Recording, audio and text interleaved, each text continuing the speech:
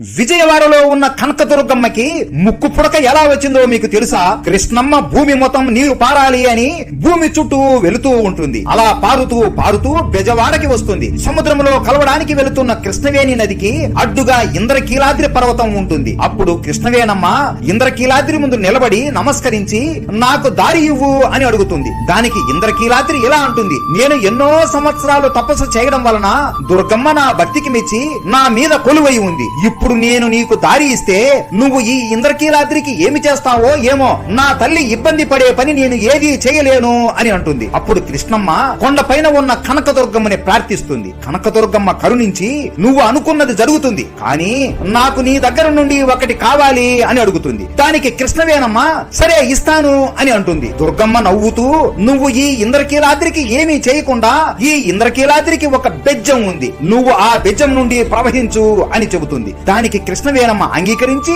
నీకు నా దగ్గర నుండి ఏం కావాలి అని అడగగా దుర్గమ్మ నవ్వుతూ నాకు నీ ముక్కు పుడక చాలా బాగా నచ్చింది, నాకు అది అరువుగా ఇవ్వవా అని అడుగుతుంది. కృష్ణవేణమ్మ సరే అని ఆమె ముక్కు పుడకని దుర్గమ్మకి అరువుగా ఇస్తుంది. అలా ఇచ్చి ఇలా అంటుంది, ఈ కలియుగం అంతం అయ్యే సమయంలో నేనే కొండ మీదికి ఎగసి నా ముక్కు పుడకని నేను తీసుకుంటాను అని చెప్పి ఇంద్రకీలాద్రికి ఉన్న బెజ్జం ద్వారా కృష్ణవేణమ్మ ప్రవహించి సముద్రంలో కలిసిపోతుంది. అలా బెజ్జం వాడగా పిలువబడి ఇప్పుడు బెజవాడగా పేరు మారింది. అలా కృష్ణానది అమ్మవారి ముక్కు పుడక తాకిన రోజు ఈ ప్రపంచానికి ప్రళయం వస్తుంది అని నమ్ముతారు. ఎప్పుడైతే కృష్ణానది నీళ్లు అమ్మవారి ముక్కు పుడకని తాకుతాయో అప్పుడు కలియుగం అంతమైపోతుంది.